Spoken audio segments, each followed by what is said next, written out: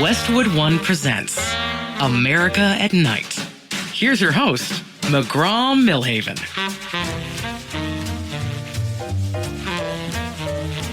Little rhythm of the river for you tonight here. Welcome, everybody. McGraw Milhaven, host of America at Night.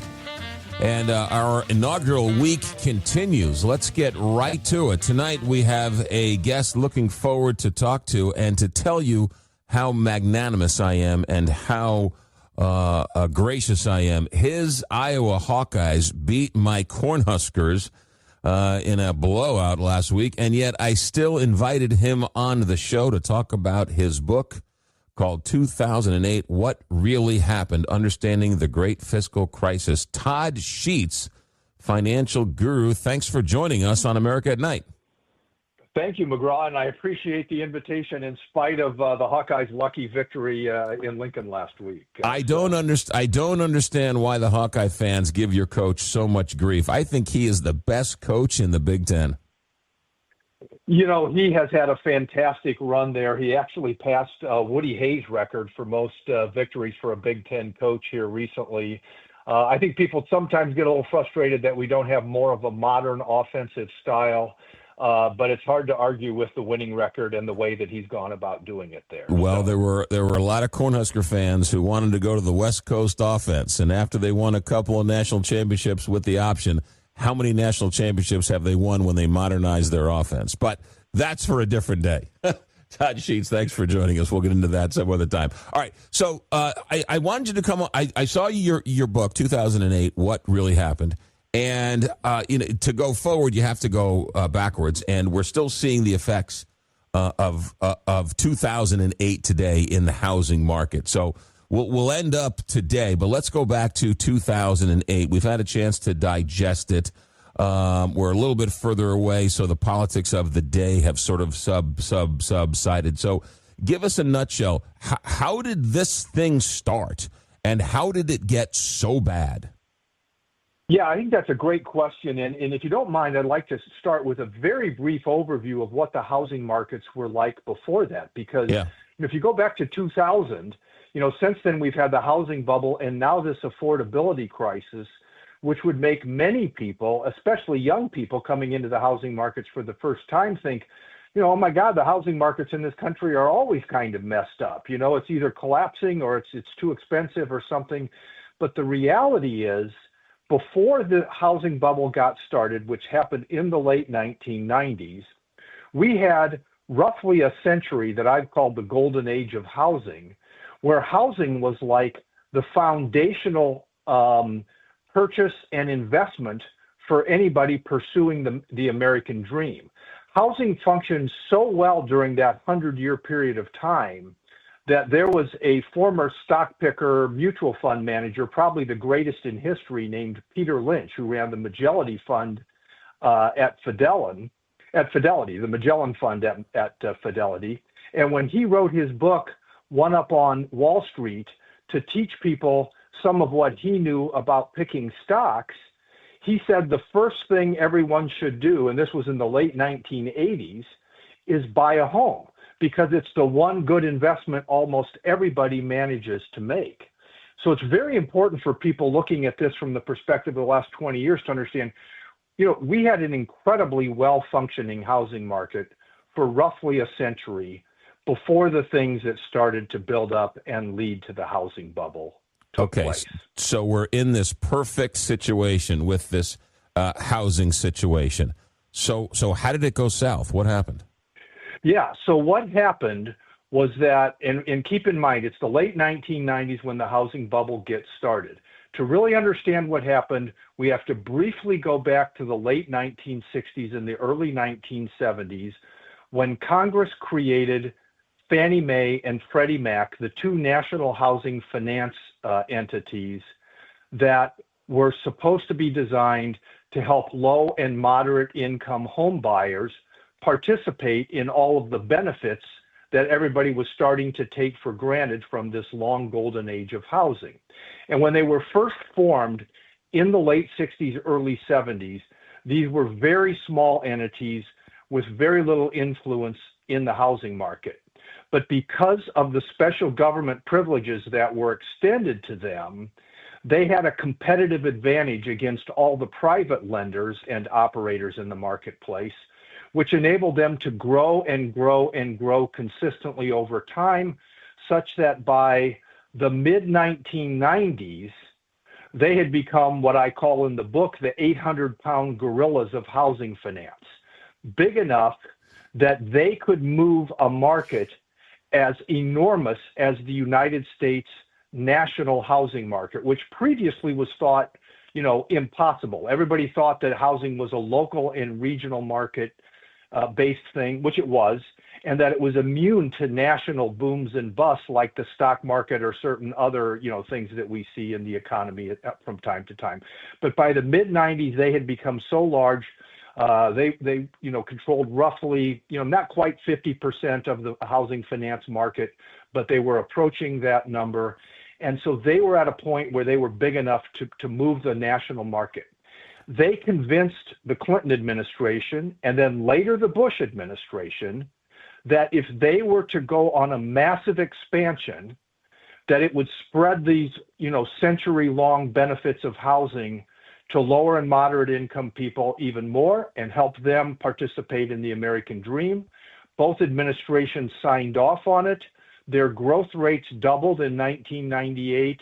And if we go back and look at the data, which I go through exhaustively in the book, that's exactly when the housing bubble started. So that was the first big change that kicked off the bubble. And one of those in that same general area, did they not sort of loosen the standards and no longer you needed 20% down, you needed 5% down, and then you needed 3% down, and then you at some point it got to like 0% down, or at some point they were giving you money to buy a house. So I mean, those lending standards started to become easier, right? Is that not what else happened?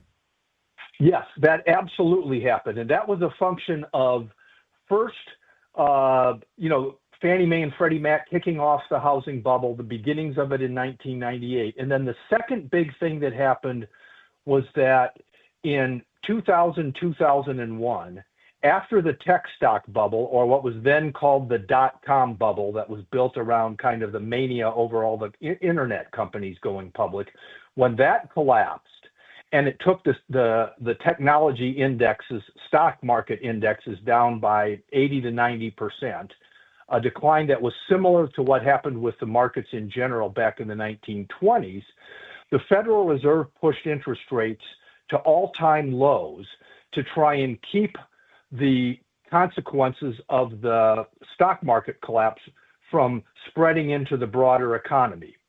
What they failed to understand was that by pushing short-term rates down so low in the midst of an already overheated housing market, they were effectively pouring fuel on top of the fire that Fannie Mae and Freddie Mac had created.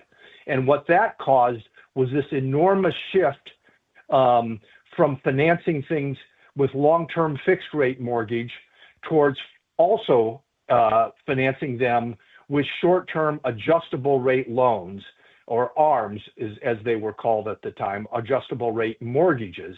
And that's what really fueled, what I've called the acceleration phase of the bubble, which lasted from 2001 to 2006.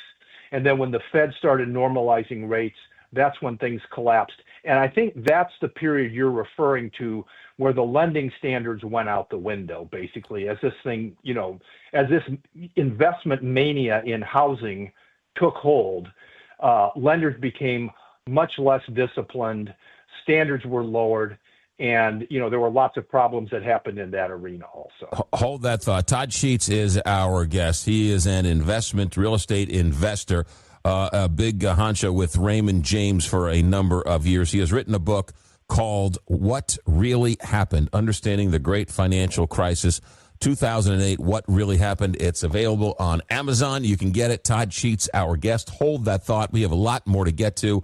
McGraw Milhaven, America at Night. Back in a moment.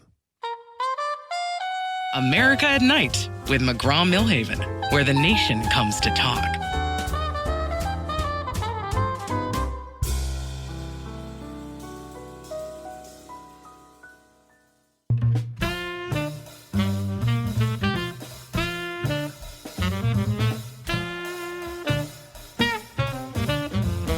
relax. You're listening to America at Night with McGraw Milhaven. Todd Sheets is our guest. At one point, he was a managing director for Raymond James and their real estate investment arm. He has written a book called 2008, What Really Happened, and we are in the midst of getting to the crash. At some point, Todd, you mentioned last segment, they started raising rates, right? Unemployment started to creep up. And then, of course, you start hearing words like credit default swaps and derivatives. Was that the other arm that sort of, or the other part of the chair that sort of was kicked out from the housing market? The guys who were playing, and gals who were playing fast and loose with the credit default swaps on Wall Street? Yeah, so there were many problems that developed. But the important thing to understand is those things were a consequence of the factors that I was mentioning earlier, of the creation of this housing bubble, and then the housing markets running wild, which led to enormous demand on the part of buyers, incredible financing demands that both Wall Street and Fannie Mae, Freddie Mac, and other lenders were stepping in to try and fulfill. And so if those had been a major cause and a major source of risk for the housing markets, outside of the bubble being created by these other factors, then we would be able to look back through the 100-year history of the housing markets, and we would see this happening in recurring cycles over and over again. But as we talked about earlier, we don't see that. And so it's very clear that the bubble was created by Fannie, Freddie, and then the Federal Reserve. And then as the bubble took off and it created all this demand, Wall Street, the regulators, and many other people made a lot of mistakes. But the primary cause of this goes back to Fannie, Freddie, and the Federal Reserve. Interesting, because everyone and their brother was a mortgage broker, right? And all they were trying to do is write as much paper as possible and then turn around and then sell it on Wall Street. Wall Street would package it, and then that's all part of that Fannie and Freddie and all that type of stuff, right? Yeah, exactly. And that stuff happens anytime you get into one of these investment manias where there's this sense that builds over a number of years, like happened with the housing bubble. Keep in mind, as we talked about, this started in 98. It didn't collapse or even start collapsing until 2006, when the rate of appreciation dropped, and then 2007, prices actually start dropping. And so, this is a 9-year period. And so, you keep in mind, step back to what we talked about earlier. You've got a 100-year period where people come to think of housing as an infallible investment. And then you have 9 years of very high, much higher than historical growth, which just convinces people that this is even better than what their grandparents told them it was. and that just makes everybody believe this is a no-risk thing. And, the regulators fell prey to that thinking. The Wall Street firms fell prey to it. Fannie and Freddie, Congress, like I said, the Clinton and Bush administrations, everybody, made the mistake of thinking that this was something that couldn't fail. And they all missed, the uniqueness of what happened where Fannie and Freddie became these dominant players that were able to ignite something as large as the housing markets just based on their own policy agenda. Yeah, so we're still feeling the effects today of all of this. But even the bubble they talk about today, it seems like it was a different type of bubble in 2008, right? Prices didn't go as crazy in 2008 as they're going now, right? Or did they? So that's a great point, because actually prices today, relative to, I think the best index out there is one created by Robert Shiller at Yale. It's now part of S&P Case-Shiller Housing Index, which tracks housing prices relative to inflation over time. It's kind of like an S&P 500 for the housing market. And if you look at prices relative to Shiller's inflation-adjusted index, they are actually a little higher today than they were back at the peak of the bubble. The biggest difference is that we don't have what you were just alluding to, is the craziness in the finance markets being pushed as far beyond the limits of sanity as they were at that time. So, the lenders, the regulators, all of them have gotten, they did learn something from what happened back then, which has kept things from getting quite as wild and quite as risky on the lending side, but prices are just as far out of the line with where they should be relative to inflation compared to that golden age period that we were looking at earlier today as they were before. And so there's a great saying out there, I use it in the book, history doesn't repeat, but it rhymes. And so what we see, the fact that it's not repeating is, well, the lending isn't as bad, but the rhyming part is now we have an affordability crisis instead of a housing bubble. And we could end up with a housing bubble-like situation, but we fortunately haven't gotten there yet. 2008 is the name of the book. What Really Happened? Todd Sheets, our guest, he's agreed to stick around for one more segment because there's so many more questions to ask. I got about 2 minutes here. And the effects of 2008 is, they say, the builders stopped building, the apartment builders stopped building apartments, and so now we're, 20 years later almost, and we just don't have enough houses. Talk about that for a minute in terms of supply and demand and what's going on now. Yeah, the biggest problem is, and I'll try and keep this real short because I know we're running out of time. We can come back if we need to. But the biggest problem is we didn't learn the lessons of what really caused the housing bubble.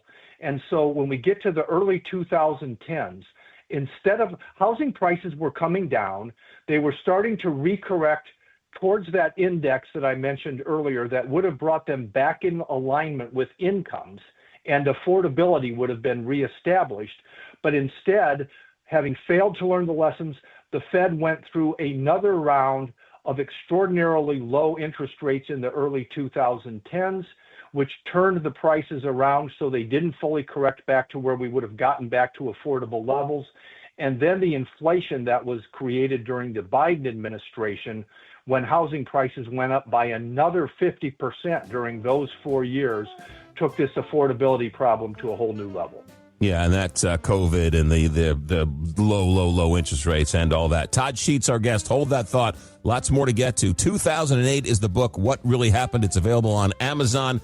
Todd Sheets, our guest. America at Night with McGraw Milhaven. Back in just a moment.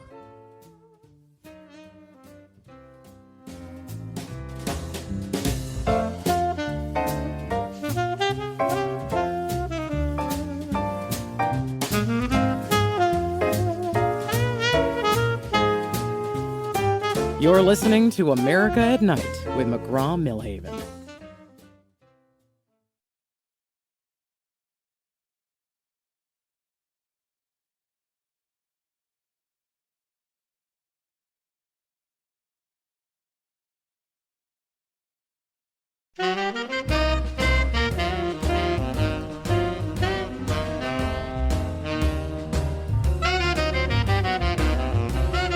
This is America at Night with McGraw Milhaven. Todd Sheets is our guest. He was an executive with Raymond James, managing director of their real estate investment banking practice. He has written a book. It's called 2008, What Really Happened. And, of course, that is available on Amazon, short and sweet and easy and to understand. Todd, let's ask you about today. They're talking about reprivatizing Fannie and Freddie Mac. Does that make sense in your eyes? Yeah, I mean, I'd like to see them eliminate Fannie and Freddie or break them up. I'm afraid that they're going to I think reprivatizing does make sense. I would prefer that they not continue to have the government privileges that, gave them the ability to amass that enormous market share where they could influence the housing markets in such a negative way. It doesn't appear that that's the direction things are going. So I think some things need to be done with those organizations. I would prefer to see them privatized with no government privileges so that they were operating on a level playing field with all the other lenders, and probably broken up so that we didn't have two institutions with this much control over housing finance. If they do that and they don't have the backing of the federal government, some have said that will cause mortgages and interest rates to rise and make it harder to buy a home. And there's some truth to that. I mean, look, that is accurate. They will go up a little bit. some of the government privileges that they have get passed on to borrowers, and that does help. But we have to look at the cost of their ability to control the housing markets the way they did. And if we look at what happened during the housing bubble, they took the most vulnerable part of the housing buying market, low and moderate income buyers, and they induced them through their policies to become home buyers and to pile in as prices went higher and higher. And, we had something like 4 million homes foreclosed. We had, hundreds of thousands of people laid off who were working in the mortgage industries or in the various parts of housing. It's such a big part of the economy.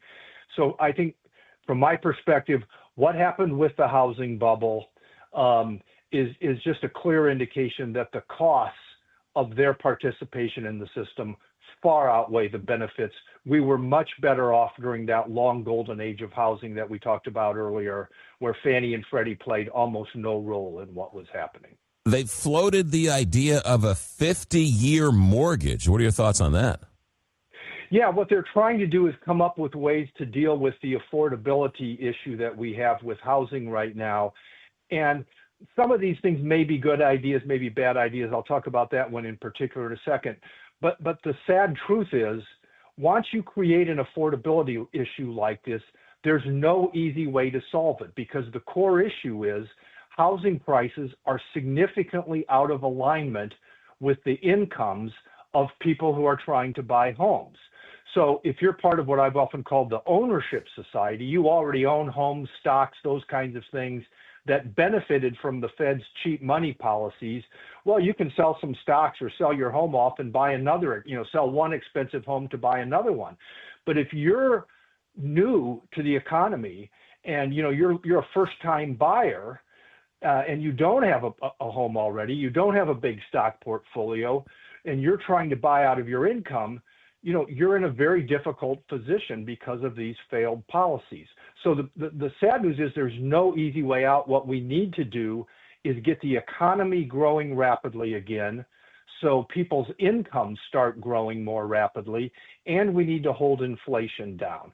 With respect to the 50-year mortgage, I'm not a big fan of it. I think people should basically match the mortgage term to the likely holding period that they'll have for the home, plus a very healthy cushion on top of that. So the old standard was a 30-year mortgage. That worked very well during the long golden age. Somebody buys a home today and they say, I think I'm going to be in this 10 years.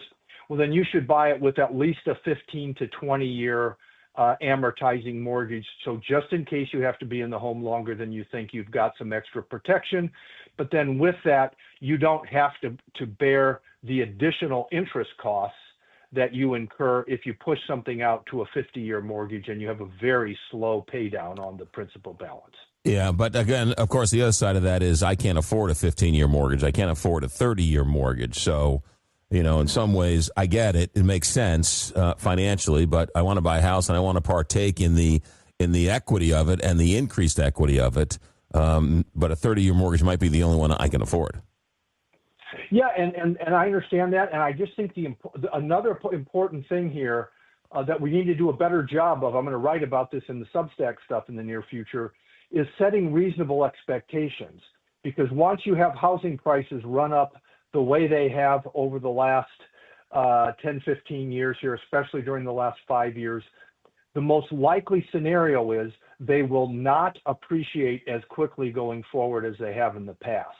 So for most people, housing is a lifestyle decision. It's not primarily driven by investment considerations, but I do think it's important for people to realize, we're not in the housing markets we've been in before, where prices are well aligned with the fundamentals of the incomes of the people buying them.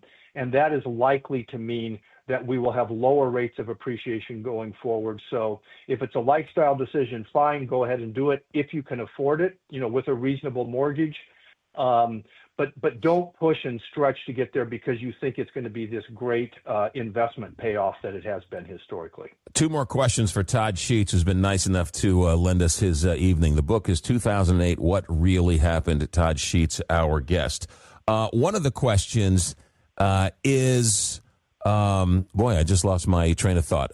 Hedge funds coming in and buying up homes, turning them into rentals on a massive scale, turning neighborhoods into which were homeowner neighborhoods to home rental neighborhoods, making it harder to buy a home.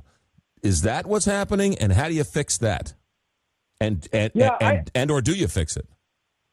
Yeah, I think there's probably been some impact there, but the big driver has been the Federal Reserve policies. I mean, because we've seen this happen nationally, and the hedge funds, I haven't followed them super closely. I know they've had probably a bigger effect in some markets than in others, but this has been a move on a national basis that is far too big for these hedge funds to have really driven the affordability problems that have been created over the last several years, like we talked about. So they may be playing some role. Keep in mind, they're also helping some people who are selling homes and maybe getting a little bit better price than they would otherwise. And I usually think most of those kinds of things, they resolve themselves within the market dynamics. If like what we just talked about, housing appreciation isn't as attractive going forward because of these factors as it has been in the past, those hedge funds won't be able to deliver very good returns. They won't be able to raise much more capital, and that will diminish their influence in the market. So I think the big thing to focus on are those policies.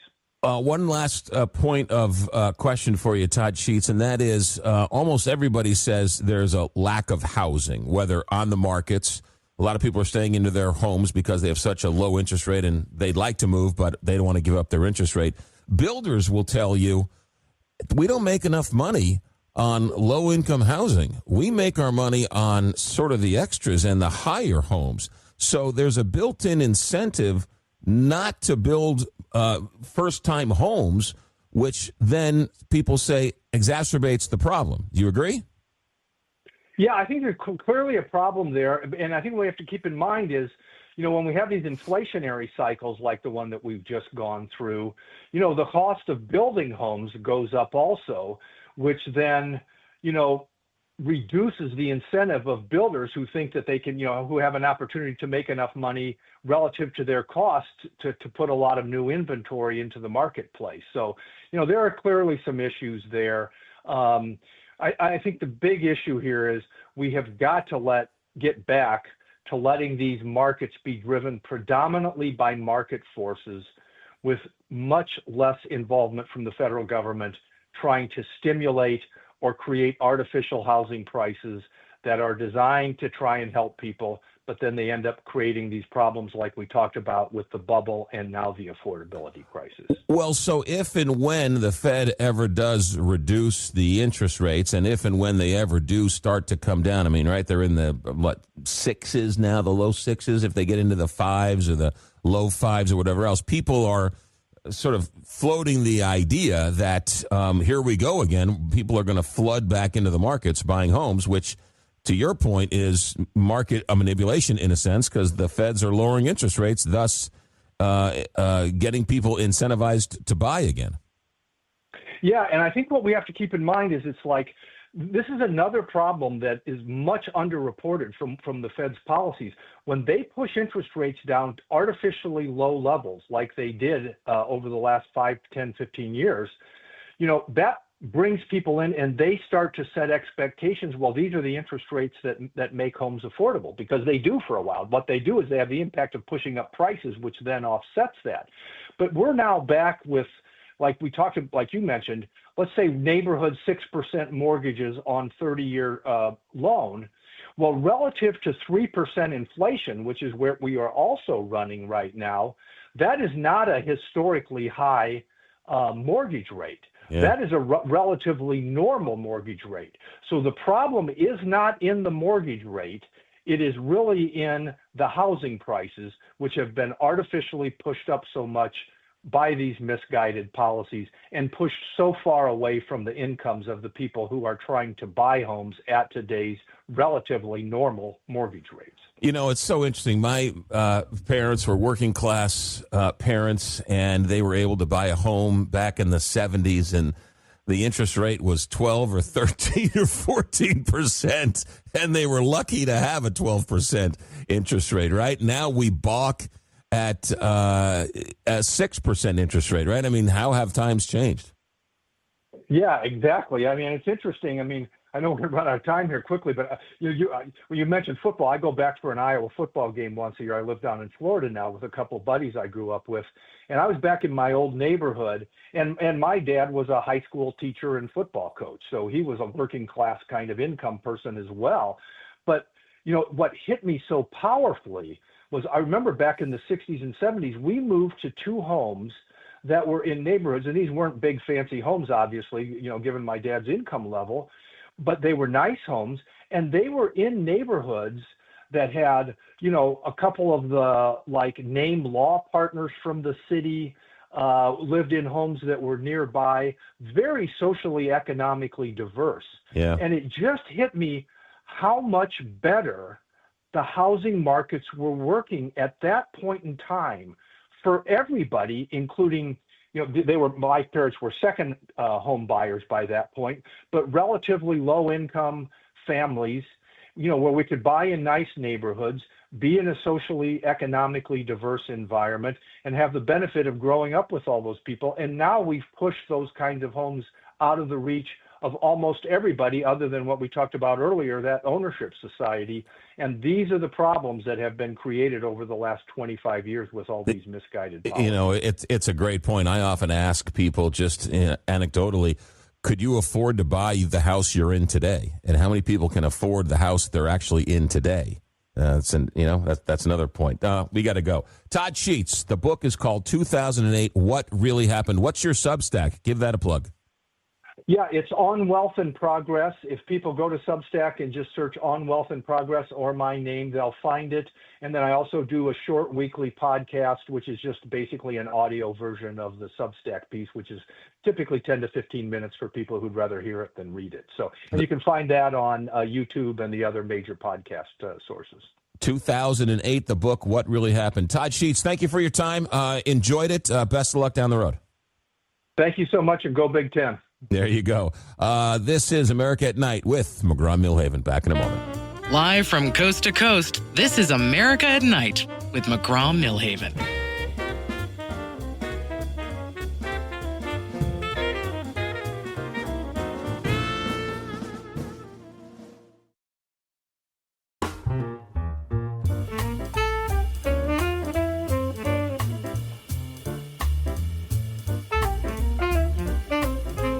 Join the nightly conversation, America at Night, with McGraw Milhaven.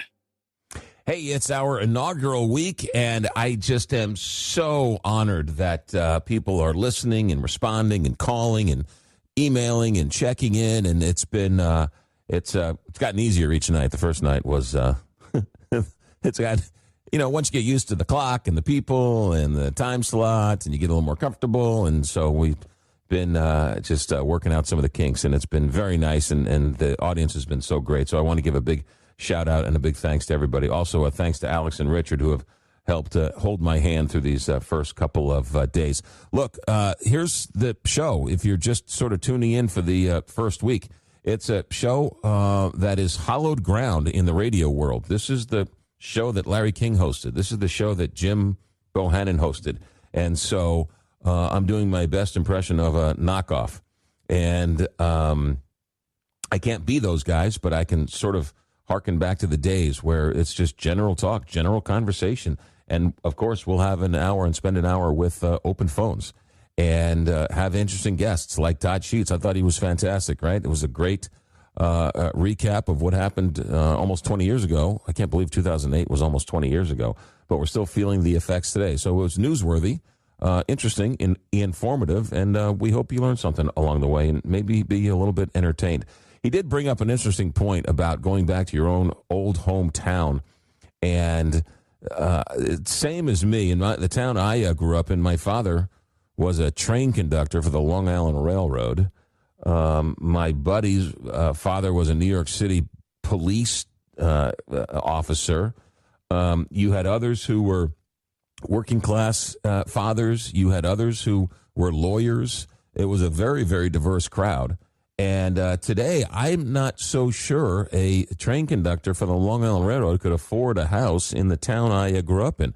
I'm not so sure a St. Louis or a New York City police officer could afford a house in the town that I grew up in. And again, how many people out there, raise your hand, right? If you live in a house where you'd probably have a hard time buying it today because the prices have increased so much. That affordability issue is that's a real thing. So that was that. I don't know about you guys, but the upper New England area and the upper Midwest is getting ready for some Arctic weather and Arctic blast. And for what seemed like a very hot summer and a hot fall, all of a sudden turned cold in a moment's notice. And it went from being way too hot to being way too cold. So get a blanket, take an extra blanket, puff up the pillow, and stick around because we got more to get to here tonight. We're going to take a deep dive in the history of the Renaissance with a Harvard professor who has just written two volumes about the Renaissance. So we'll talk about that coming up a little bit later on in the show. And then, of course, hour number 3, we're going to hold that for open phones, where we can talk about anything under the sun, anything you want to talk to, news of the day. You have suggestions, guest ideas, all that stuff later on in the show. We are just getting started the first week on a Thursday night. Our executive director each and every night is Alex Hinton. Our engineer tonight is Richard Good. I'm McGraw Milhaven, and this is Westwood One. Coming to you from the heart of the nation, this is America at Night with McGraw Milhaven.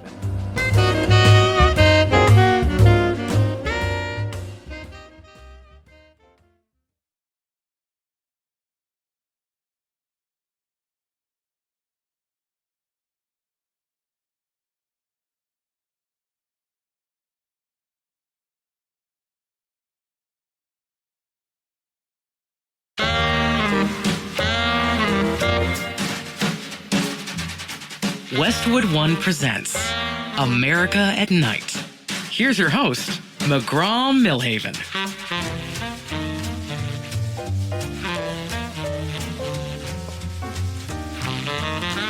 Thanks for joining us. Our inaugural week continues, and we are lucky enough this hour to talk to a professor of history at Harvard University. They wouldn't even let me say the word Harvard when I was in high school. Now I get to talk to one of the eminent professors. His name is James Hankins, and he teaches Western intellectual history, the history of the classical tradition, and the Italian Renaissance. He has a brand new book out, Volume 1. Volume 2 is coming out early next year. The Golden Thread, a history of the Western tradition, Volume 1. Professor Hankins, welcome to America at Night. Thank you for inviting me on. It's great to talk to you. Oh, my goodness. It's exciting to talk to you. Take me to the beginning. What do you want to do with this book? Because it's a bit of a large undertaking from where I sit. The history of Western tradition, how do you cull that down into 1,000 pages? Well, actually, it's 1,250 pages, and that's just the first volume. I don't know if you've seen this. My 10-year-old grandniece is doing lifts with it to keep in shape. It's so heavy. Yeah. So we got started on this a few years back, and the co-author is a very old friend of mine. His name is Alan Gelzo, and I actually got the book today in the mail, his volume. He and I have known each other since middle school, and we went to high school together. And we've kept in touch all these years, and finally decided, well, it was time to sum up this friendship Well, we were actually invited to do the book by Encounter Books. But the project of the book basically is to renew the study of Western Civ. I don't know how old you are, McGraw, but when I was young, I'm 70 years old now. When I was young, we all learned Western Civ. That was a regular thing you got in school, high school, sometimes also college. It's often a required course in college. But that basically died out in the 1990s. So in the 1990s, the educational system, both in high school and college, went global. They decided that we didn't need to study Western Civ anymore. That was too narrow. We should reach out and have global history. So if you look in social studies requirements in the different states, and I've been through all 50 of them, the Departments of Education now recommend global history. So if you went back 40 years, they would be recommending Western Civ. So Alan and I think this is not a good thing. This has not had good results, that people need to study their own civilization, and they need to be aware of the traditions which created the modern world and created the world that we live in every day. And there are things today that we do every day, and laws we live by, and art we watch, and stories we hear that go all the way back to the beginning. That is definitely the case. I mean, I like to talk about going through a city. You walk through a city and you'll see different kinds of architecture. And if you're not, and you don't know anything about the history of architecture, you don't know what the architects were trying to do. You see some buildings in Gothic and some buildings in classical architecture and Romanesque, and those things have meaning. And you get a much richer life if you understand the roots of our civilization, but also you get a much better sense of what was valuable and what people considered to be absolutely essential, what people fought for, what people, and the reasons why we have religious liberty and why we have freedom of thought. Those are stories that people need to know. Otherwise, they just think, oh, well, we can do without that. And yeah. That's one of the features of contemporary America is that we don't know anything about the past, and we think, well, we'll just throw it out. We can build something new, creative destruction. But yeah, there are things you should destroy and things you should really be willing to overcome in our past that are shaming. But there's an awful lot of great things in our past, and our past made us. You can't get rid of the past any more than you get rid of someone's DNA, right? We are Western. There's no two ways about it. The book seems to be a great resource because you don't have to start at the beginning and read it all the way to the end. You could open up a page in the middle of it while you're waiting for your eggs to fry up, and and learn something about the Middle Ages, or learn something about the Roman Empire, or learn something about the Renaissance. I mean, right? That seems to be the idea you had in sort of putting this book together. Yeah, that's right. And I've been surprised. I was back home for Thanksgiving with my sister, and we had several of our great nieces there, four great nieces and nephews. And they're all, I brought the book so they could have a copy. And they're all looking through it. They're 10 years old or, 12 years old. And I didn't expect that book to appeal to kids that age, frankly. But they're drawn into the book because they're beautiful illustrations and the maps. And I had one of my little nieces, well, she's not that little, she's 10 years old, in 5th grade. She's saying, well, look at this building. I'm supposed to build a gingerbread building for Christmas. So I'm going to build it like Alberti's, Santa Maria Novella church in Florence, Italy. So I'm saying, well, your teacher's going to be very surprised by that one. Is there as a professor of history, you have to have a favorite time that you just sort of speaks to you? What do you have a favorite part of history that you really enjoy? Well, I'm a Renaissance historian, and I really enjoyed the Renaissance. And having studied these people for so many years, 40 years, I'd like to meet some of them. I'd like to meet. I think there are some people that you would meet them for 5 minutes and you would know instantly, much more than you would learn from reading all of their work. So I'd like to meet, Martin Luther. I'm not sure I would like Martin Luther, but I'd like to meet him. And I would like to meet the Emperor Augustus. There's some people who are so controversial, right? Like Julius Caesar is the most controversial figure in the ancient world. And, there's so many different views about him that if you actually met him, I think you'd be able to know what the correct view is, or at least have some deeper understanding what's going on. But you're right, the book can be read, you can read it cover to cover as a narrative. There's a central narrative which goes from the ancient Greeks to the Renaissance. And I really wanted to write, we both wanted to write a narrative that would carry people along, that you could, I don't say you can't put it down, but it would take you from one end of the book to the other, and people would have a deeper understanding. Because, we tell each other stories. That's how we communicate our past. That's how you get kids interested in history, is to tell stories. You don't want them to memorize statistics, right? Or you don't want them to study the social history of pet ownership or something like that. That's not going to get them interested. Maybe pet ownership actually, but stuff, economic history. They feed them a lot of economic history. When you do global history, you end up doing economic history basically, or religious history, and some of that stuff just doesn't grab kids. But you tell them a story, and they will always be interested. A good story is told by a good storyteller, right? If a bad story is, or if a good story is told by a bad storyteller, it's a bad story, right? An average story can be a great story told by a good storyteller. I think so, but there's some stories that really just tell themselves. Incredibly interesting stories, and have all sorts of twists and turns and unexpected outcomes. And I think the story of the West, in a certain way, is like that, because the Roman Empire, people thought that the Roman Empire was going to fall about 10 different times in the 1,000 years that it was around as a pagan empire. And then it went on for another 1,000 years as a Christian empire. People kept saying, how long can these Romans keep it up? How long can they survive all these disasters? And yet they keep coming back. The Romans had great belief in themselves. They were very tough. They thought the gods were on their side.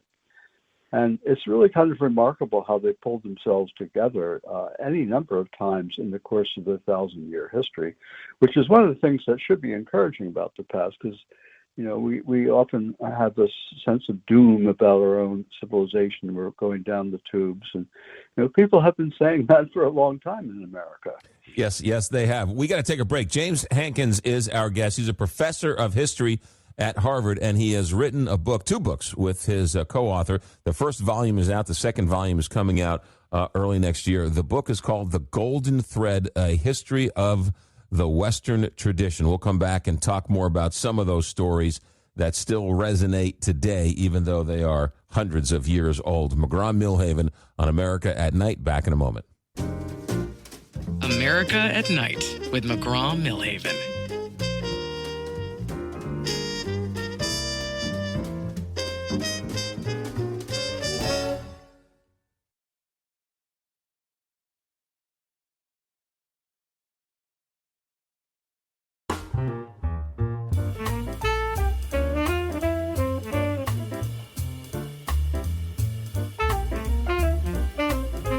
Join the nightly conversation, America at Night, with McGraw Milhaven. The Wall Street Journal has called our guest's book a monumental work and a treasure. The book is called The Golden Thread. It's a two-series, Volume 1 and Volume 2. James Hankins is our guest. He's a Harvard professor who has taken the lead on the first volume. Professor, talking about great stories. Is it true that you're talking about the Roman Empire and the pagan empire, and then Christianity sort of takes over? Is it true that Christianity sort of I don't want to say stole, but sort of hijacked some of the pagan rituals to sort of turn them around? That's why Christmas is in December, and we have even Halloween today because of the pagans, and Christianity sort of took some of those traditions and sort of made them their own? Yeah, I think there is Christianity basically took over the Roman Empire in the 4th century, right? They had been a persecuted cult who worshipped a criminal executed by the Roman state, Jesus Christ. They were underground, they were illegal, they were frequently persecuted, and suddenly one of the Roman emperors decides to convert to Christianity. That's Constantine. So the Christians suddenly find themselves the most powerful cult in the imperial court. And 75 years later, they are the official religion of the Roman Empire. It all happens in the space of about 80 years. It's a remarkable thing. So when the Christians take over, they're very hostile to Rome. If you just read the book of Revelation, you'll see what Christians thought of Rome. They thought that the Romans were desperately cruel and corrupt and violent, and they wanted to change all that, but they couldn't change it all immediately. So they did away with things like gladiatorial games, and they did away with where there's lots of blood spilled for people to watch with pleasure. They used to have these beast fights where they'd kill thousands of animals in the arena, and they would, and when they were persecuting Christians, they'd throw some Christians into the arena to be eaten by lions or other animals. So the Christians weren't too keen on peace fights. They abolished that. They also didn't like the fact that slaves could be abused by their masters. Christianity doesn't try to abolish slavery, but they do try to abolish things like slave owners who abuse their female slaves for sex, right? They made that illegal. So they have this big moral program to change the Roman Empire. However, it's not that easy. And people who live in, communities that always have particular rites and practices and holidays, as you were saying, they have to kind of find a way to blend in with the previous civilization. So a lot of pagan temples, for example, were knocked down, or just been neglected because paganism was not as vital as in this time. So the Christians would rebuild the temples, but in Christian form. And if the temple had a festival, well, they'd make it into a Christian festival. So if the festival was in the form of a worship of some god, like Bacchus, a wine festival, well, they'd have another festival for some saint who might be the saint of wine growing. And there are thousands and thousands of saints. So you could kind of plug in a saint where there had previously been a pagan celebration. Christmas, the 25th of December, used to be the Dies Solis. The emperors, before they converted to Christianity, had a cult of the sun. That was the imperial cult worshiping the sun. And they declared the 25th of December as the Day of the Sun. And so when Christians took over the empire, and this really only starts happening in the 320s, they decide that the Dies Solis should become the birth of the Savior, right? And there are all sorts of traditions in the church of when the birth of Christ was before, but somehow after the Christians are running the imperial cult, they decided it should be the 25th of December. Okay. Yeah. Yeah. So, and the holiday, we have lots of pagan symbols in Christmas holiday, like mistletoe is a German, it's a pagan German idea, and lots of the celebrations surrounding Christmas survived from Germany, the pagan Germans, in fact.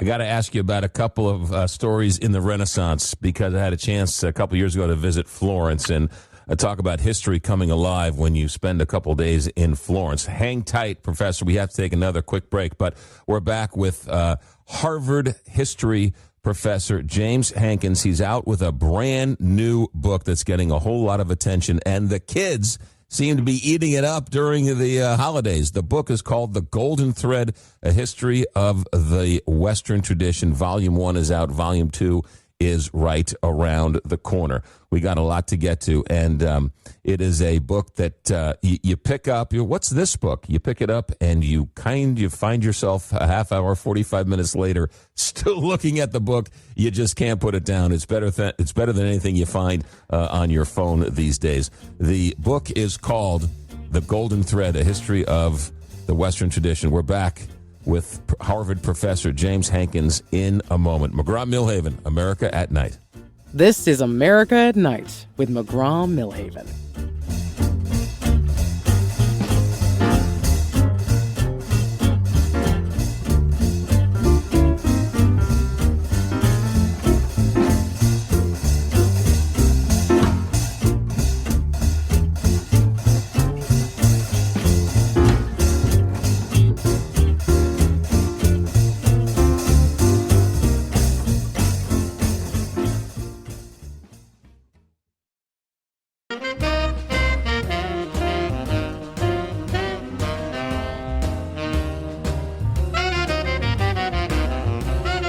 This is America at Night with McGraw Milhaven. The world makes a lot more sense after picking up a copy of The Golden Thread, a book written by our next guest. He's a historian at Harvard. It's 2 volumes. Volume 1 is out, The Golden Thread, A History of the Western Tradition. Volume 2 is right around the corner. Professor James Hankins is our guest. Let's talk about the Renaissance for a second, because I was a history major, not a very good one. But when I visited Florence years later, the world made a lot more sense to me. And when you walk through the Uffizi Gallery and you see the progression of art go from, flat to sort of 2D to 3D, right, to sort of depth perception, and they explain it to you, something happens in your mind. Your mind takes on a whole new concept after seeing how art progresses over the years. Yeah, it's absolutely fascinating. And that's one of the things I've taught for many, many years. And we always have. I spend a lot of time on the art because you can see how progress happens in the arts.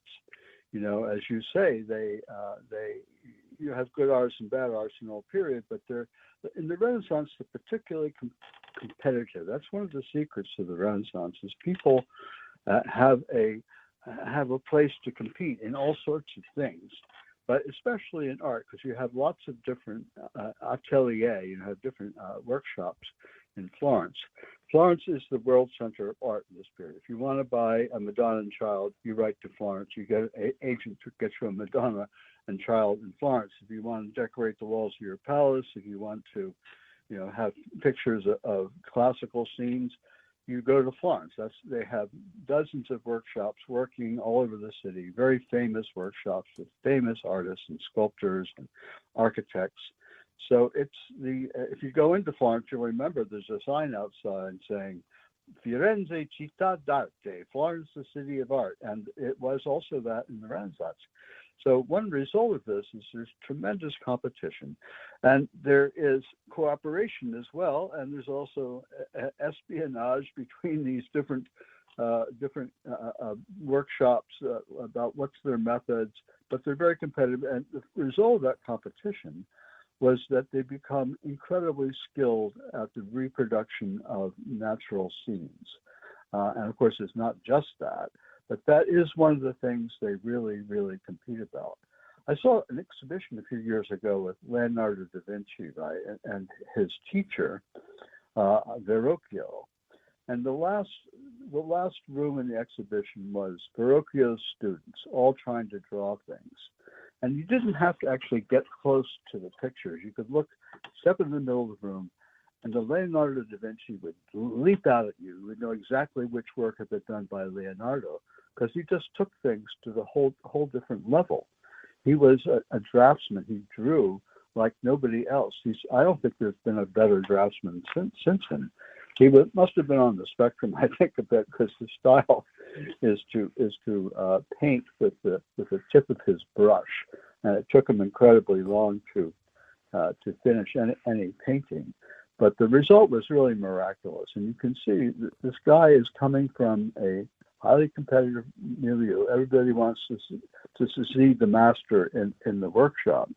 And if they can't do that, they want to found their own workshop, or they want to go abroad and find some patron or some prince, some bishop who wants to have them paint the palace.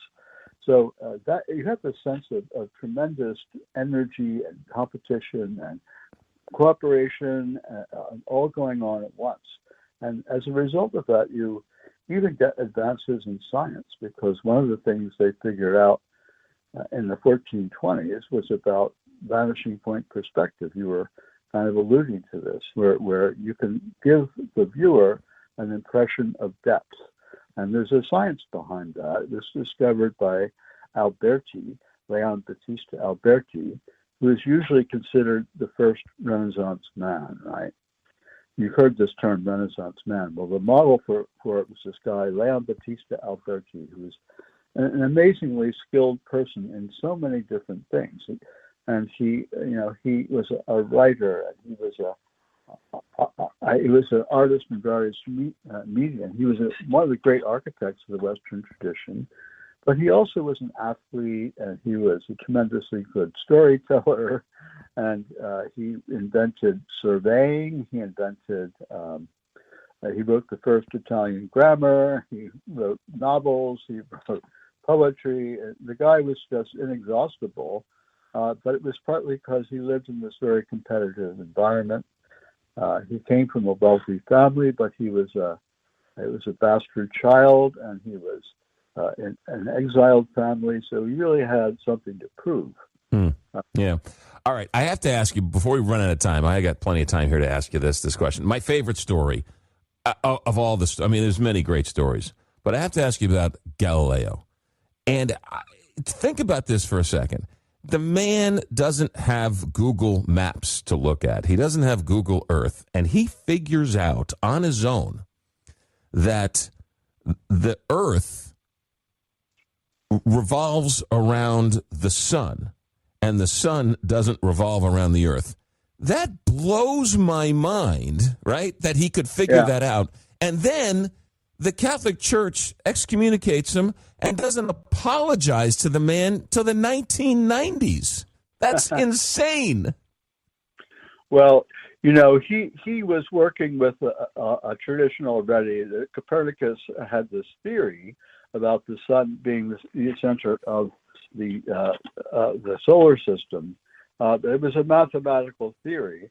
What Galileo did is prove that it could be he provided the physics of the heliocentric universe.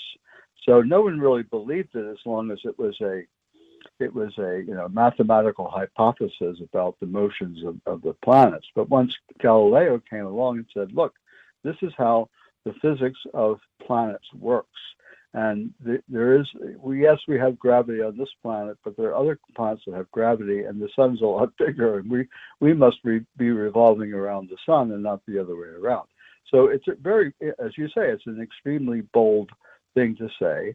The church didn't like it because the church had an entire interpretation of the Bible that was built around the geocentric universe, right? They had traditions of interpretation.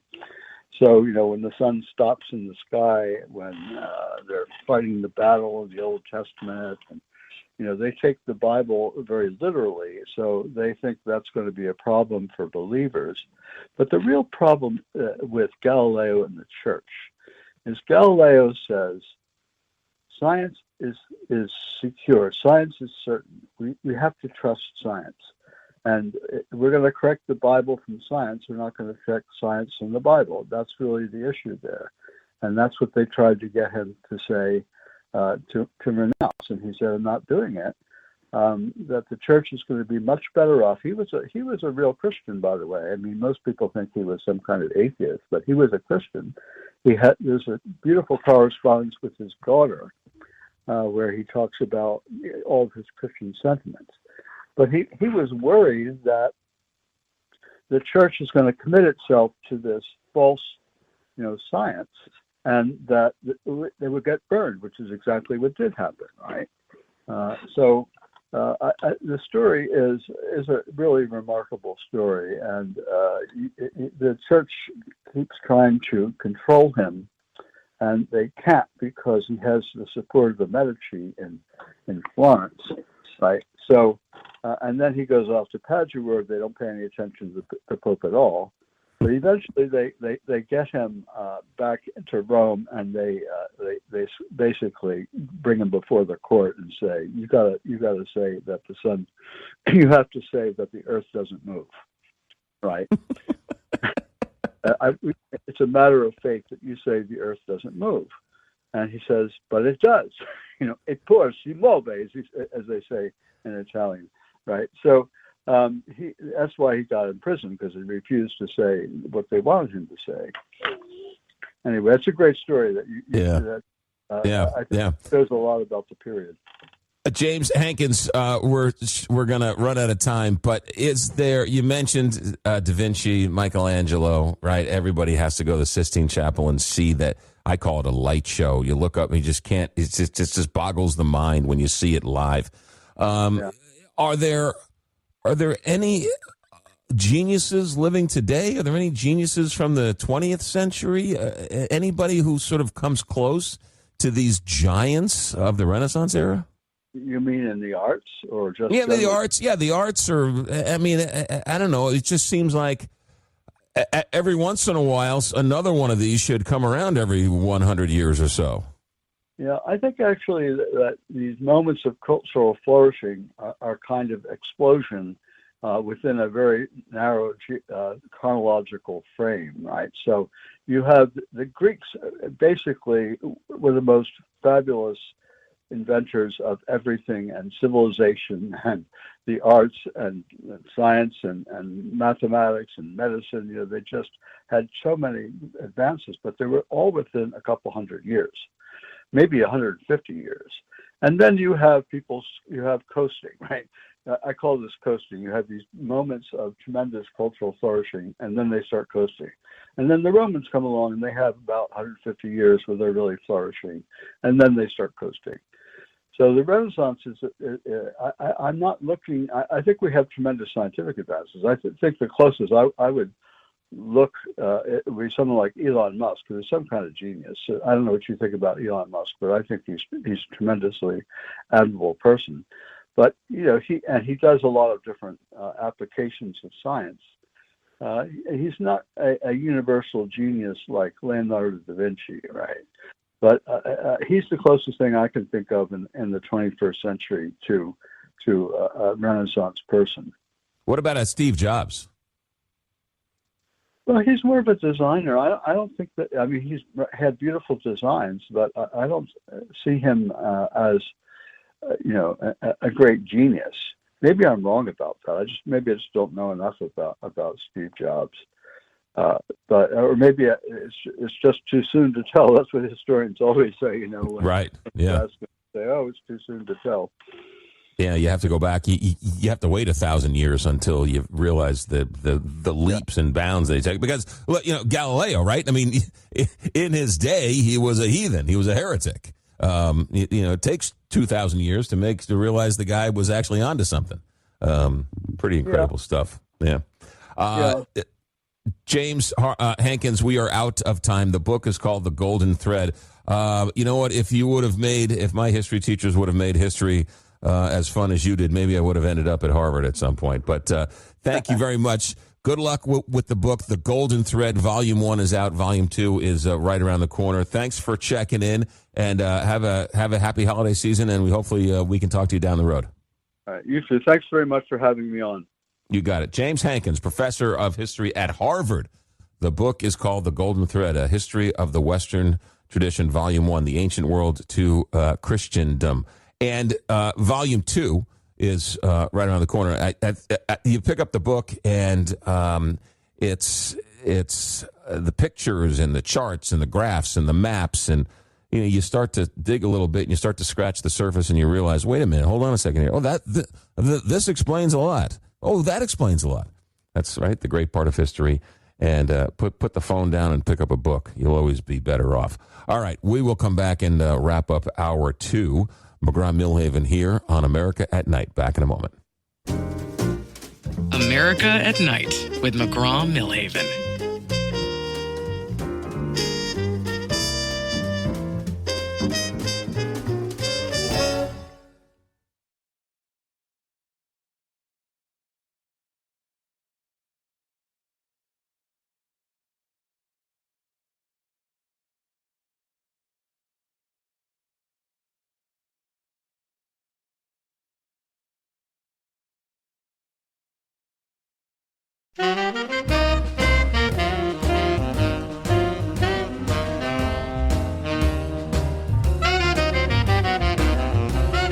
This is America at Night with McGraw Milhaven.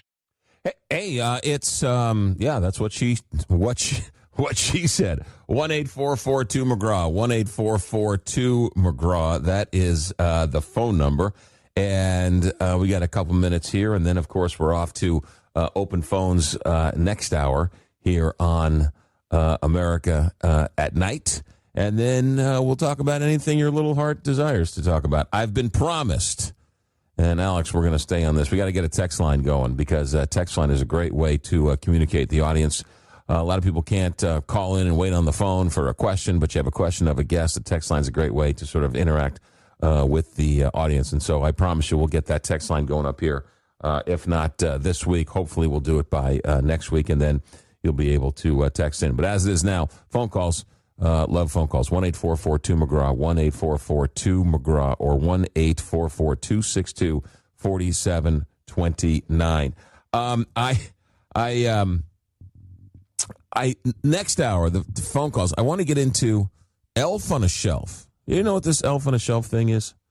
So my 5-year-old, she was 3, and somebody told me about this Elf on a Shelf where you buy this elf, and each night, as you get closer to Christmas, you put the elf somewhere in the house, and they find it. And the whole idea is that the elf is watching you and reporting back to Santa, right? And so there's all this sort of creative stuff about where you put the elf, and people duct tape it to the back of a closet or under the bed, or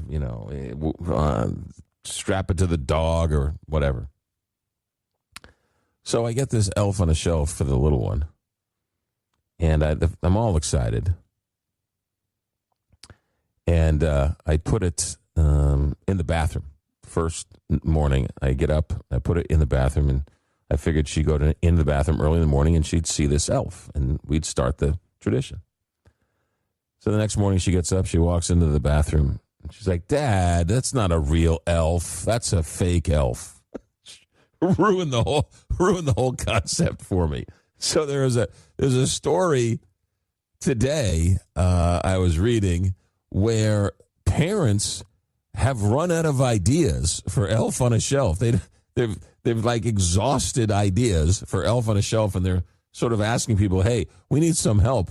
Where else can we put Elf on a Shelf?" And so, as a public service to you, we're going to open up the phones next hour. And if you have any good Elf on a Shelf stories, there are some people who are dying for some ideas to get to Elf on a Shelf because, well, you got to keep up with the Joneses, and you got to have Elf on the Shelf. And if the kid's into it, the kid's into it. So you got to somehow figure it out. And then I also saw on Shark Tank once, they had a Jewish thing. They were upset that the Christians had Elf on a Shelf, and so some Jewish guy got on Shark Tank, which is one of the greatest shows ever invented, and they created Mensch on a Bench, and it was Mensch on a Bench, and I forget. I think somebody got a deal out of it, but Elf on a Shelf and then Mensch on a Bench. So God love you. All right, that's the plan. And then I also have to tell you, I didn't tell you the story last night about my visit to Harry Truman's Presidential Library in Independence, Missouri. That's another a good one. I went to pick up a Christmas tree today, and at the Christmas tree lot, they had a wreath, right? And the wreath was covered in $100 bills. It was very odd. It was a wreath, and it was covered in $100 bills. They called it Aretha Franklin's. Hey-o, we'll leave you with that. Executive Director is Alex Hinton. Our engineer tonight is Richard Good. I'm McGraw Milhaven, and this is America at Night on Westwood One. You're listening to America at Night with McGraw Milhaven.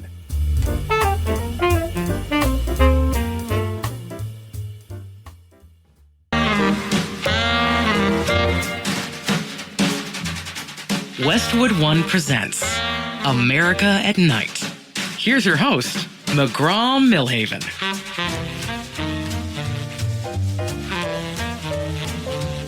We are back. Hey, Richard, do I have to wait for you to tell me to go, or do I just go after I hear her voice? I just go. All right, good. All right. It worked in rehearsal. I don't know what's going on here. All right. It's Open Phones. It's our first week, our inaugural week. We're on the downside. It's Thursday night, and so far, so good, I guess, right? They haven't gotten a call. Hey, we're bringing in the left-hander. So all good. And it's Open Phones. What we've pledged to you is that this third hour will be open phones. And we talk about whatever it is that's out there in the news, not in the news, guest requests, something that I'm a bit of I like to consider myself a bit of a home improvement guru. I know just enough to be really dangerous, and a bit of a woodworker myself. Love to get dirty. Love to get some sawdust all over me. Harder to do with a 5-year-old in the house, but still love watching this old house and watch old reruns of New Yankee Workshop. And Norm is the king. Tommy Silva is the goods. There's interesting. Just a quick note, and then we'll go to the phones. Roger Cook passed away. Maybe it was last year. Roger Cook passed away, and sad. It was after a long illness. Roger Cook, of course, the gardener from This Old House. And it just so happened that week I was doing some landscaping work in the front yard. I was putting a new retaining wall in. And I read the story about the passing of Roger Cook. And the family said, in honor of Roger Cook, plant a tree. Right, in honor of Roger Cook. And so it just so happened that day I was planting a tree in my front yard, a Missouri dogwood. And so I got a little plaque, a tiny little square little plaque, and I dubbed that tree the Roger Cook Memorial Tree, and it sits right in front of the tree as an ode to Roger Cook and This Old House. So anyway, we could talk home improvement, This Old House, woodworking, news of the day, sports, entertainment, something off the wall. Who knows what it is? 1-844-2-McGraw, 1-844-2-McGraw. That's 1-844-2-McGraw, or 1-844-262-4729. Let's go to the phones. We have Adam in Danville, Illinois. Welcome to America at Night. Hello. Hello, sir. How you doing? I'm doing great. Thanks for calling. I think we need to give some general education that I was very lucky to learn about how a home loan works. Now, if you go into the bank and you get a $50,000 loan for your house, somewhere vaguely mentioned in the contract, they'll also have $50,000 principal, and then it'll be another $50,000 for finance charges. That's your interest. So you keep talking about, or the bank keeps talking about a $50,000 loan, but what you actually have to pay back is $100,000. And additionally, on your first payment, if you're lucky, it'll be a $400 payment a month. $100 goes to paying the principal. $300 goes to paying the interest. Right. Now, on the coupon book of your loan, they suggest that if you don't have the money, you can make a minimum payment. But what the minimum payment is actually, it's a penalty for not having your monthly fee. It's a reduced amount of money, your minimum payment, but only, if you're lucky, $5 goes to paying the principal. The rest of it is interest, or you consider it a penalty charge, because what happens, you signed a contract to make so many payments. You fail to make this month's payment by taking the minimum payment. Now the contract is extended another month before you can pay it off. Yeah. Well, you're also forgetting, or maybe you haven't gotten there yet, but as the months roll by, right, that payment stays the same, but each month $2 or $3 goes from the interest ledger to the principal ledger. So you're paying a lot more interest in the beginning, and you're paying a lot more principal at the end. So the bank's loaning you the money. The bank wants to make their money, and so that's how the bank makes money. So, I mean, it's a great history lesson. But what's your point? You're thinking if the homeowners know this, they won't be so apt to take out a mortgage? Well, they're concentrating on the amount of the loan. They're saying this is a $50,000 loan. Right. And that's what their mind is thinking about and working the numbers on. But it's actually a $100,000 loan. Well, sure. So I think I think most people know that even though you're borrowing $100,000, you're paying back over 30 years a lot more. But that's also why you get some tax deductions on the interest on your taxes, right? So even though you are paying interest, right, that is tax deductible on your taxes. So at least it's a little bit of a benefit. You know, it doesn't hit you as hard as it not being tax deductible. Right. And one more key factor I would like to mention. Yes, sir. Is that some loans, they allow you to make an advance payment on the principal. That's where you save money. Okay. You make your monthly payment, and then maybe 2 or 3 times a year, you can save up an extra money enough to be large. And you can make an advance payment. So your monthly payments are $400. You paid your $400 monthly payment. Now you're going to pay an extra $400 on the principal. That lowers the amount of the principal by $400 instead of your monthly payments are only $100 sure, at a right, time. Yeah. So in effect, you've made 4 payments in one payment, and that pays the house off quicker, and you save a lot of money. I appreciate the insight, Adam in Danville, Illinois. How do you know so much about this? Are you a mortgage banker or a broker, or are you just naturally brilliant? I was just very, very lucky. I'm 73. When I took out my first home loan, I was in my 20s, and something inside me just kept saying, there's something you need to know about a loan. Yeah. And I talked to other people, and they would say, all you do is just make your monthly payments. Yeah. And my inner voice kept telling me there's something you need to know. And back then, all you had was books at the library and magazines. Yeah. Well, I was lucky enough to find where you can make this advance payment. And the way you make the advance payment is you have to go down into the loan department where they keep track of the numbers, and you make the advance payment down there. Did you know have you heard anybody ever tell you about recasting a loan? So no. Recasting a loan is, okay, you have a 30-year mortgage, you have an interest rate of 7, okay? And all of a sudden, if you get a large, and I'm gonna butcher this, but recasting the loan is you can call up the mortgage, the person, and say, hey, you know what? Interest rates are now, I have an interest rate at 7, now there's 6. Can we recast the loan and put it at 6? And the mortgage banker or the person holding the loan will recast the loan to a lower interest rate. They'll do it one time for you. That same loan, you can recast the loan to have a lower interest rate, depending on what it ever is now, right? So they don't lose the loan. They'll just recast the loan for you. So it's kind of like going in to a big box store and saying, hey, you know what? This widget I bought here is less down the street, and they just refund you the money instead of having you return it, right? They just sort of, okay, it cost you $10. Down the street, it cost you $8. We'll give you $2 back. Will that make you happy? You can actually do that with a mortgage. So, Adam, I got to go. I got to go, Adam. Thanks for the phone call. But I do appreciate the phone call. I got to go because I got Pat in Sedona, Arizona. Beautiful, gorgeous Sedona, Arizona. Pat, welcome to America at Night. Hey, thank you. Hey, have you been to Sedona?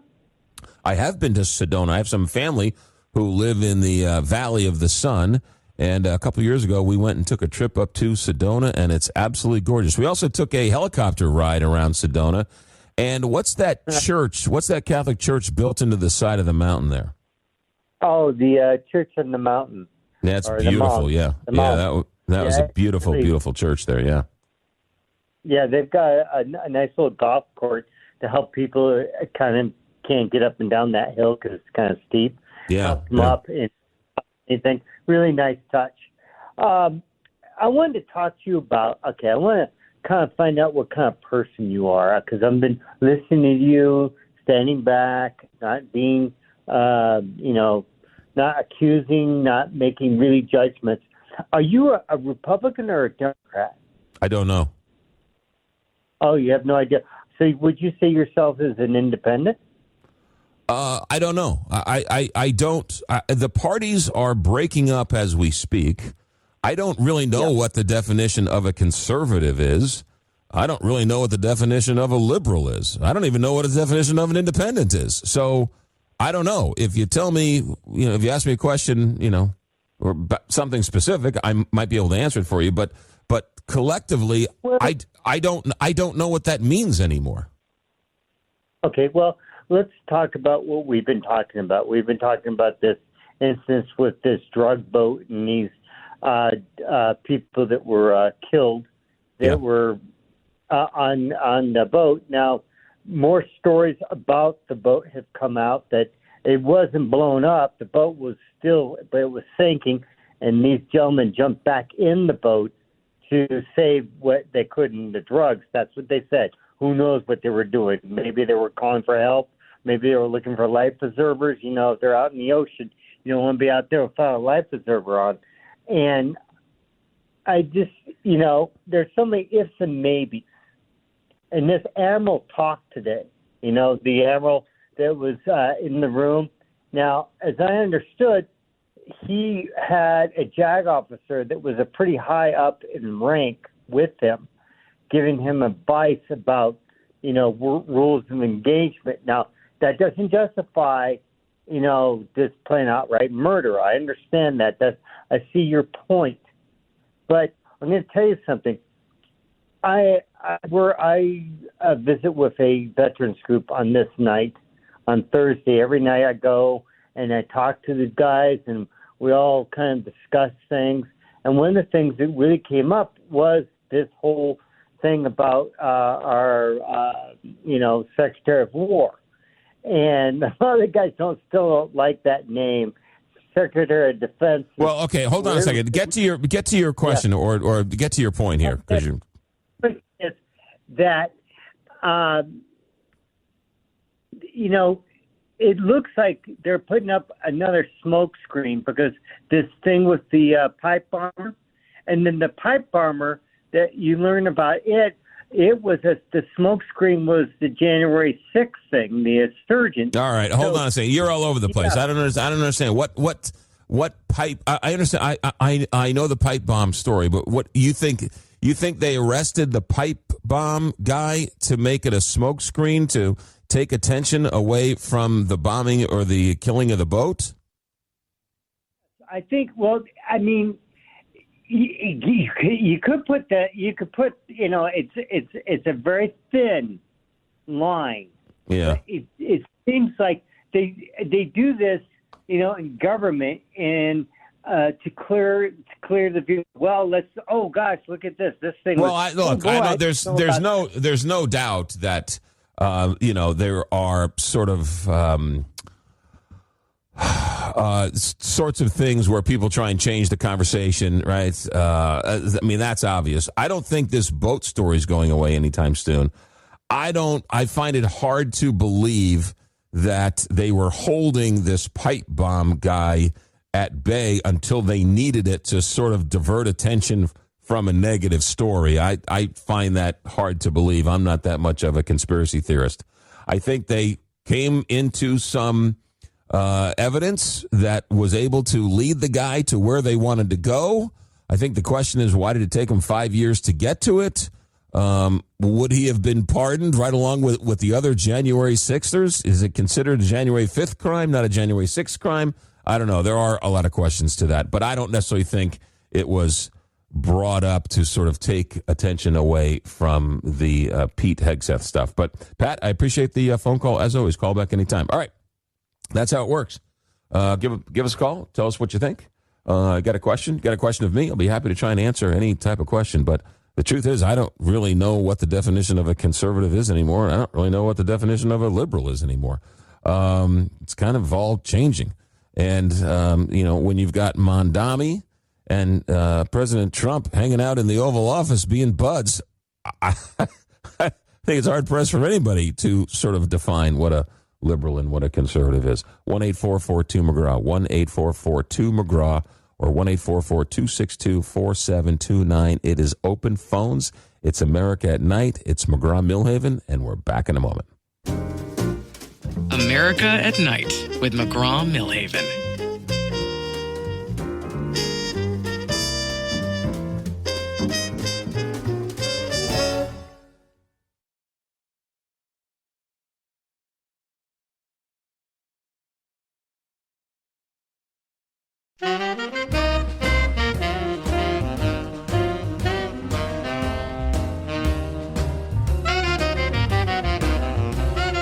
This is America at Night with McGraw Milhaven. Hey, it's 1-844-2-McGraw, 1-844-2-McGraw. It's open phones on a Thursday night. We love taking all comers. We were just having this conversation on the break. We take very, very little screening. We don't really screen a whole lot. We make sure that you're somewhat coherent. And we get you on the line, and we take them as they come, right? We don't jump anybody up to the front. We don't pick and choose. We just take them as they come. That's the most fun. Tony in Montreal, you're up next on America at Night with McGraw Milhaven. Good evening. Yeah, hi, McGraw. We're talking about heliocentric issues about Galileo. So I'm going to do heliocentric powers in the United States and in the world. Because yesterday when I called you up, I mentioned about Islamofascism in the world, and I said I was surprised by your response after I hung up that you thought I was hooking into Autobots or from Russia. Listen, I don't believe in Autobots, okay, and I don't believe in that type of stuff. I think that the United States is the leading power, heliocentric power in the world, in the Western world, protecting the West, not only protecting your country, but protecting Canada and Europe. And why I say that is because there's narco-terrorists, there's state terrorism, and there are the lunatics, like you have just mentioned. I don't think McVeigh, who when I watched your conversation with Dan Buck, I do not participate in your point of view on Islamic fundamentalists. And I believe that all religious people believe in peace. And I don't believe that all Muslims are bad. I just believe that the psychopaths are bad. All right. Thank you for your insight, Tony.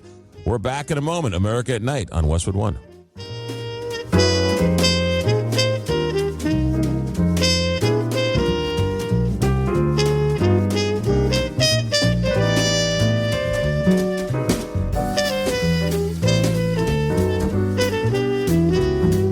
Coming to you from the heart of the nation, this is America at Night with McGraw Milhaven.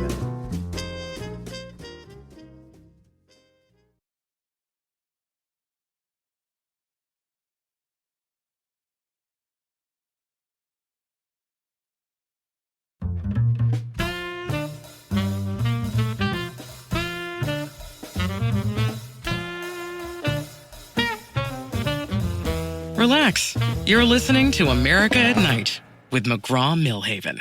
Hey, let me apologize to our last caller, Tony from Montreal. Tony, I apologize. I'm still learning the clock, and I got a hard out at the bottom of the hour, and so I should have waited to I should have gotten to you sooner. I should have held you on through the break or let you go on, so I apologize, and so I hope you forgive me, and I hope you call back, and I'd love to continue the conversation with you. Look, I believe that there.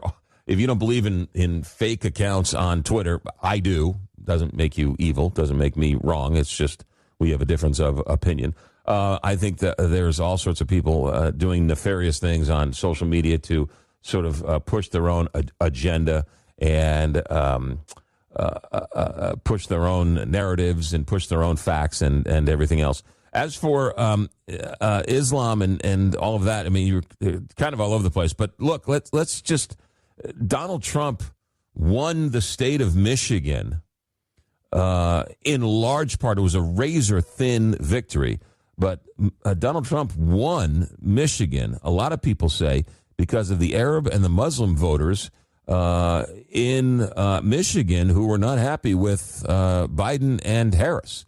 And they were very much, right, there's all sorts of stories of mayors in those towns who would ban Pride Month and banned the rainbow flags on public property that were very much in line with Donald Trump's statements. And so there was a large contingent of Arabs who were living in Michigan who voted for Trump, and they were one of the main reasons why he won Michigan, which was a swing state. So Muslims are very much ingrained in American culture and very much part of the Republican Party.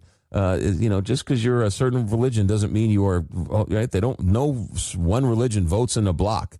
There are blacks who vote for liberals and blacks who votes for conservatives. There are Latinos who vote for both parties, and so to make blanket statements like that, I'm always hesitant to sort of agree with, because each one of us have our own individual reasons for voting any certain way. Anyway, call back, Tony. I apologize for cutting you off.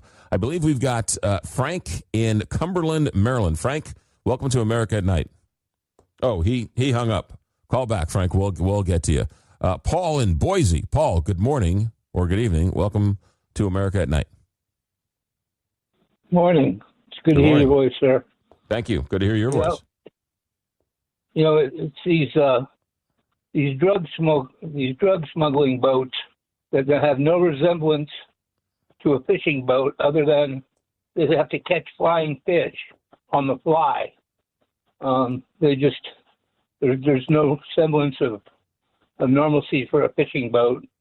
And, it's almost like with this second shot that came off, that they made a big stink about, it's, what were they going to do? Have a 35-foot cabin cruiser to catch these guys and to drag the drugs up from the bottom of the ocean and put them on the 35-footer and haul them back? It made no sense whatsoever. They made a stink out of something that wasn't there. I don't understand. Wait, hold on a second. I'm confused. You mean you're upset that the criticism with this second shot, or you're upset that they didn't? I'm confused. What are you upset by? Well, if they didn't shoot the second shot, it probably would have landed most of them in the bottom of the sea anyway. Because they almost did them a favor by taking them out. And what is it? I think the point was, again, I am certainly no military expert, but there are a whole lot of military experts that say when you have survivors, and it's sort of bizarre to your point, right? I mean, what do you mean? You can legally kill them the first time, but you can't legally kill them the second time? Military experts will tell you yes, and those are the rules of engagement. One of the reasons they say is that when the roles are reversed and there is a United States soldier in harm's way who gives up or survives an attack, we want the same rules to apply to our soldiers as applied to those. And so, yes, I think they're saying go in and capture them. The boat was taken out. They're not going to be able to. The objective was obtained. The boat is not going to bring the drugs into the country, and you have survivors from the attack. Go and get them. That's what American military does. Those are the rules of engagement. And so I think the people are upset with that the rules of engagement may not have been followed. And when it comes to the military, they follow orders. And so there's a lot of people on both sides of the aisle who are questioning that. I find that they have to follow them with another boat or catch up to them and get them before they sink. Yeah. To save them. I mean, it's convoluted. It doesn't make any sense. Well, it's actually a brilliant point that you're bringing up. Is if they didn't shoot them the second time, did they have the capability in the area to go and get them? Right? Was a boat nearby that could have gone and saved them? And I don't think we know this. They say they were clinging to the boat. Were they clinging to a dinghy? Were they clinging to half the boat? Was the boat going to sink anyway? Right? How in danger were they? And were they just going to be eaten by sharks if they were left to their own devices by the time the military did actually get to sort of save them? It's actually a great line of questioning and a great point to bring up. I would love to hear some of the answers. Well, I appreciate you taking the time to listen to this because it just doesn't make much sense whatsoever either way you slice that. Paul in Boise, thanks for the phone call. Call back anytime. Gil in San Antonio, you're on America at Night. Thanks for calling. Yes, McCall. I think you mentioned previously the pardon granted to Representative Henry Cuellar here in Texas. Yes. Representative Cuellar represents part of San Antonio. I know him. I'm very disappointed with the pardon myself. I followed the case very closely. There were some co-conspirators who have pled guilty. I'm not sure if they're in prison or not, but I know that there were co-conspirators who pled guilty. And he's accused of getting about $600,000 in bribes. Does he get to keep the money? I don't know about. I don't. That's a good question. I don't know. Did he keep the money? I don't know. It's a brilliant question. I don't know.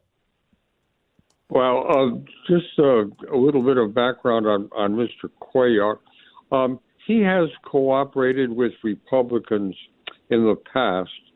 When he was a state representative, the previous governor, Rick Perry, appointed him as the state secretary of state for a while. He served in a Republican state government. And he was very critical of Mr. Biden's immigration policy, letting so many people into this part of Texas from all over the place. You're in pretty good shape. Your job and where you live. An illegal alien is probably not going to take your job away from you. But there are a lot of people. Hold on a second. Hold on a second. That's you're hitting a little close to home because you're right. Currently today, an undocumented worker is probably not going to be a national talk show host. However, there was a time when I was a college baseball player, and they let in baseball players from foreign countries who are taking American jobs. And so I've often said that when they're kicking all these undocumented workers out of the country, can we set up like a baseball camp? And if they can throw 98 miles an hour from the left side, maybe we can find a way for them to come in to take American jobs. I mean, in my humble opinion, when it comes to immigration, why do we let in coders from India? Why do we let in doctors from Europe or Asia? Why those are the jobs that Americans want. The roofer who comes in from Mexico, you can't find Americans to be roofers. You can't find Americans to be landscapers. You can't find Americans to work in restaurants as dishwashers. Those are the people we should be letting in. We shouldn't let in the people we're letting in, and we should let in the people we're kicking out. You there? For about 5 years, that was my work, immigration, to bring people from overseas to the United States legally to take work on H1 and H2 visas. Right, but legally and or illegally is what we determine at any given time, right? We could pass a law and say we want to bring in roofers from Mexico and make them legal. So the whole legal or illegal is sort of a red herring, because we can decide instantaneously, just like Trump is deciding, right? He's people were going in to get their green cards, and he sort of revoked their status. So they were legal yesterday, and they're quote-unquote illegal today. So we can decide who's legal, right? I mean, how many times is a Cuban who comes to the country who's a pretty good baseball player, somehow he finds legal status, but the Cuban who comes in who's just a landscaper, we kick him out, right? We kicked out Elian Gonzalez, but we kept in the baseball players. So, I mean, we just got to pick and choose who we want to come into the country. I'm very familiar with the Elian Gonzalez case. We didn't kick him out. We returned him to his Cuban family. Yes. And the conservatives at the time were apoplectic. And who returned him to his country, because that was the legal standing. That was the Clinton administration, I believe. The conservatives at the time were up in arms with Clinton for returning Elian Gonzalez, who was an undocumented alien who was not allowed to be in this country. Isn't that weird? Right? And yet they're the ones who are complaining about closing the border, but they wanted to keep Elian Gonzalez in. The point I'm making is a lot of this is political theater, and we don't really have an immigration policy in this country, and we need one. We need workers in this country. President Trump said it recently, right? We don't have the talent in this country. There are jobs in this country that need to be done that Americans won't do. And there are jobs in this country that Americans will do. And yet, as you said, right, we bring in these coders on H1N1 visas. Those are jobs that Americans are having a hard time getting. But yet roofers, not a lot of American kids, not a lot of 18-year-old kids are knocking on roofers' doors wanting to get a summer job as a roofer. And so I don't think we have a comprehensive immigration policy in this country to bring in the workers we're going to need to grow and to remain a power, because we're too busy caught up in screaming and yelling at everybody and throwing tomatoes. But that's just my 2 cents. Hey, I got to run. I'm short on time, long on a break. It is America at Night with McGraw Milhaven. Back in a moment. America at Night with McGraw Milhaven, where the nation comes to talk.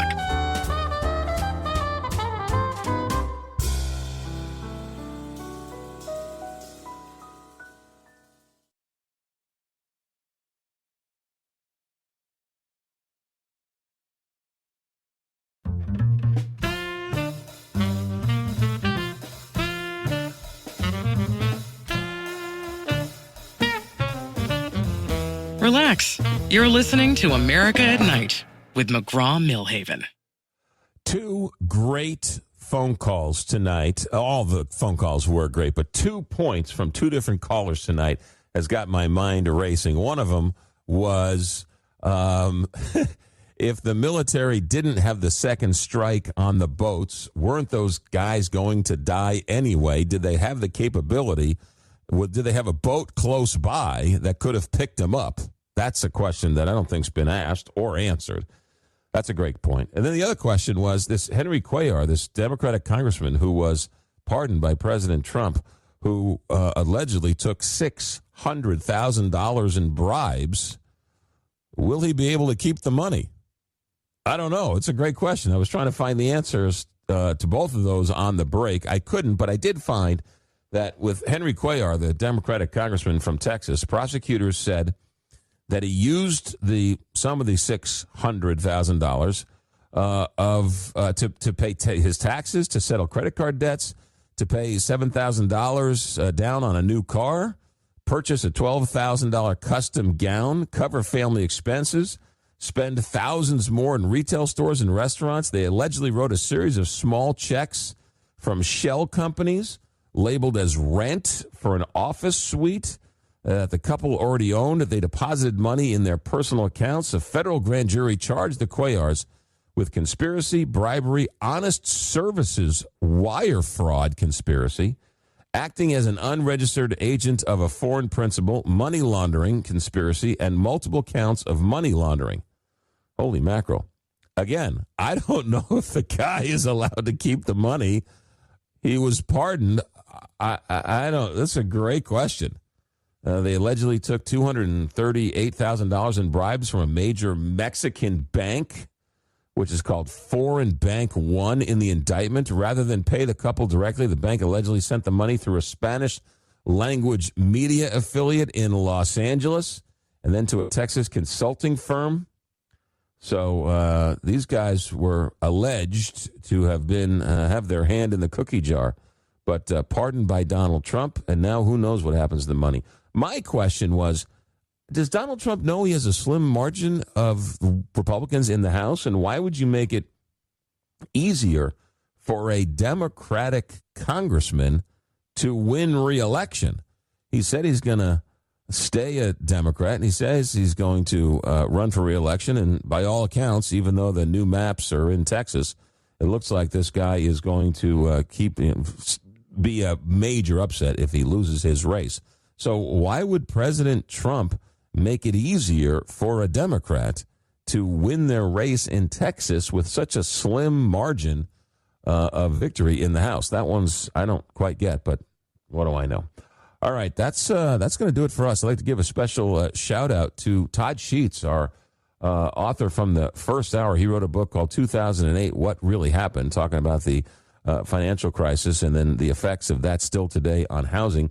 And then we had the Harvard professor who wrote a wonderful book called The Golden Thread. James Hankins was a Harvard history professor who was joining us and had a wonderful conversation with him about the Renaissance period and some great stories along the way in a new book that he has out. So, and then, of course, the phone calls.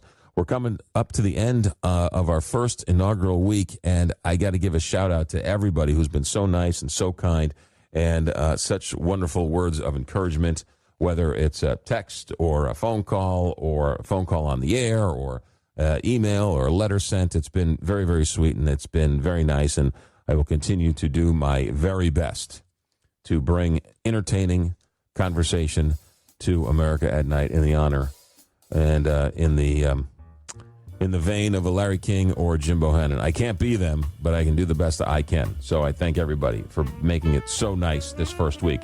Our executive director tonight is Alex Hinton. Our engineer tonight is Richard Good. And I'm McGraw Milhaven. And this is America at Night on Westwood One. Good night, everybody.